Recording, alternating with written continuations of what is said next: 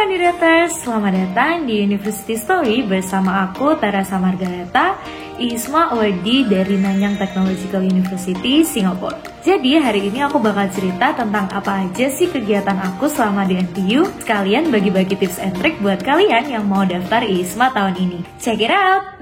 Jadi untuk alasan awal kenapa aku memilih NTU sebagai host university aku, tentu saja karena kualitasnya nggak perlu diragukan lagi. Jadi selain meraih peringkat ketiga dari seluruh kampus di Asia dan peringkat 12 sedunia, NTU juga dinobatkan sebagai salah satu dari World's 15 Most Beautiful Campus in the World. Bisa dilihat dari gedung-gedungnya yang super iconic seperti The Hive dan IDM Building.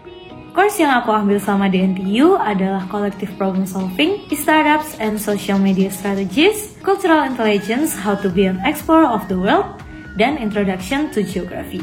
Nah, kalau candidators pengen tahu course-course apa saja yang ditawarkan NTU tahun ini, boleh langsung aja lihat di portal isma.kemendikbud.go.id.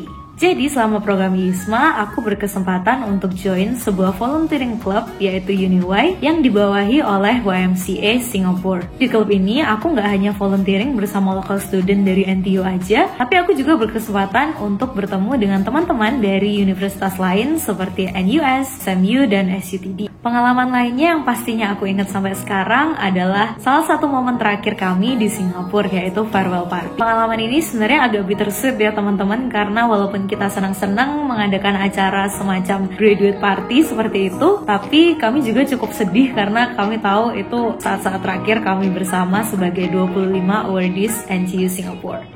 Sejauh yang aku tahu, kriteria penilaian ISMA itu dibagi menjadi 2 tahap. Nah, tahap pertama itu yang kalian isi di portal ISMA, seperti GPA atau IPK, kemudian English Test, Essay, kemudian prestasi akademik maupun non-akademik kalian. Nah, setelah lolos dari tahap pertama, kalian akan menuju tahap kedua, yaitu proses interview. Tes bahasa Inggris yang aku gunakan untuk mendaftar ISMA tahun 2022 kemarin adalah Duolingo English Test. Nah, untuk persiapannya sendiri ada banyak ya teman-teman, kalian bisa langsung lihat di YouTube Teacher Look aja, karena kalau dibahas di sini mungkin akan sangat panjang dan akan sangat memakan waktu begitu. Selain dari YouTube-nya Teacher Look, aku juga mendapatkan beberapa bahan belajar dari BBC Learning English. Kalau kalian penasaran, bisa langsung aja ke websitenya BBC Learning English, kemudian cari course yang sesuai dengan kebutuhan kalian. Tips dalam menulis esai dari aku adalah always pay attention to the structure. Salah satu struktur esai yang bisa kandidators gunakan adalah STAR structure yang berisi situation, task, action, dan result. Contohnya nih, ketika candidators menjawab esai mengenai challenge yang pernah dihadapi. Awali esai dengan menjelaskan situation dari tantangan itu sendiri. Kemudian lanjutkan dengan task, yaitu apa yang harus dilakukan untuk mengatasi tantangan tersebut. Yang ketiga, lanjutkan dengan action, yaitu usaha nyata yang telah candidators lakukan untuk mencapai tujuan yang ingin dicapai. Diakhiri dengan result, yang menjelaskan bagaimana hasil akhir dari usaha tersebut and how it shaped you into a better person.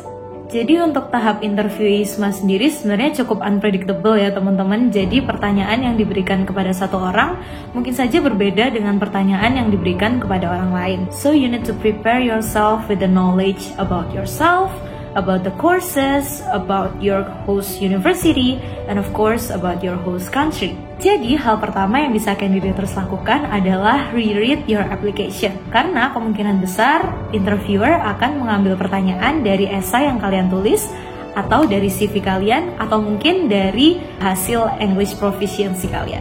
Yang kedua, make sure that you know about your study plan in detail. Jadi kalian harus tahu tentang course apa yang ingin kalian ambil di sana, dan course itu belajar tentang apa aja. Kemudian bagaimana kalian akan mengaplikasikan apa yang kalian pelajari di course itu ketika nanti kalian sudah pulang ke Indonesia. Okay, so that's all of the tips and tricks that I can share. Semoga lewat video ini aku bisa memotivasi candidators yang masih maju mundur buat daftar ISMA. But don't hesitate anymore, gas aja, daftar aja, because it is one of the most life-changing experience in my life. And yeah, if you have any question, don't hesitate to contact me through my Instagram or through my link. Best of luck!